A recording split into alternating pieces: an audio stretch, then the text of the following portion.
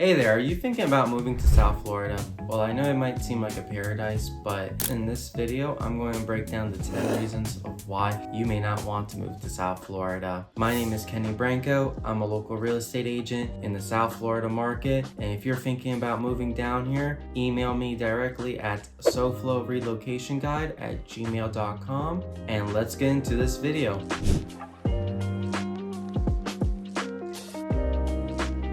Alright, you guys, so number one, the cost of living in South Florida has skyrocketed up. Rent, it's gone through the roof. Home insurance, it's just insane. Even basically electrical bills and home insurance and also homeowners association dues have all just gone up over the past couple of years, and this has elevated the living expenses of anyone in South Florida. So living expenses, they're skyrocketing up. The second reason on why moving to South Florida might not be for you: traffic. Let's just say it sucks during rush hour. It is congestion up the yin yang in a sense. Let's say if you live in Broward County and you need to go to Miami-Dade, you better be waking up maybe sometimes at 5 o'clock in the morning or 6 o'clock in the morning if you have to be at the office at 9 a.m. in the morning, because traffic is just insane. All right, you guys, and so number three, you're gonna have a love-hate relationship with the weather. I'm going to be honest with you guys. Sometimes I love the weather.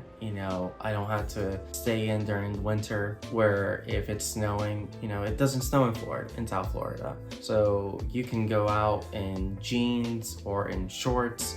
Well, mostly in shorts pretty much all year round, really. So you're gonna have a love-hate relationship with the weather, just like most South Florida residents. All right, you guys, so reason number 4 is that hurricanes and flooding. The good thing about hurricanes is that, well, you at least get a week's notice of a heads up in a sense, but when it's raining really hard during the summer months, sometimes during that rain, especially like in certain areas of Fort Lauderdale, Miami, and you're gonna see some flooding. And it's not that we have any slopes or anything, it's more so that our sewer systems in certain areas that are older may not be able to handle the drastic amount of rain that may pour down, so you may see flooding in certain areas of certain cities. So these are the two things that do suck and may not, you know, you may want to keep an eye out for when you're moving. The great thing is that there are flood maps also for us when we're thinking about certain places for you to move to, and we can provide you that information as well. The reason number 5, you guys, home insurance is a nightmare. I cannot state it enough. I feel like sometimes it's a ripoff. But it is necessary because we do need it for if there's a hurricane, if the roof blows over, they're at least covering it. But home insurance prices have gone up drastically over the years, as we have only a few insurance companies down here in South Florida. The great thing is that home insurance companies are slowly coming down in a little bit of waves, I would say, but home insurance prices have skyrocketed up. A personal thing that has occurred to me recently is that last year I was paying about $4,500 for home insurance. This year they gave me a bill for about $7,600, so close to almost double the price. The great thing is that you can always shop around, you can always switch home insurance providers. And reason number 6 of why South Florida may not be the right place for you is it doesn't matter how clean your house is. With the climate that we're in South Florida, palmetto bugs or roaches are always going to somehow squeeze themselves on in, and you're gonna be like, what the hell? And the first thing you're gonna wanna do is hire a reoccurring home exterminator, just like I do. Now, reason number 7 that South Florida might not be the right place for you is the job market is very, very competitive. There are lots of highly qualified individuals in the South Florida area that are always competing for jobs and their qualifications are outstanding. So just be aware that sometimes the job market is very, very competitive just because of the diverse population that does come here to South Florida. All right, and so reason number 8 of why South Florida might not be the right place for you is that sometimes public schools, especially if you have young kids, are a hit or miss. You're gonna start to notice that some schools are A rated, some schools are B rated, some schools are C rated.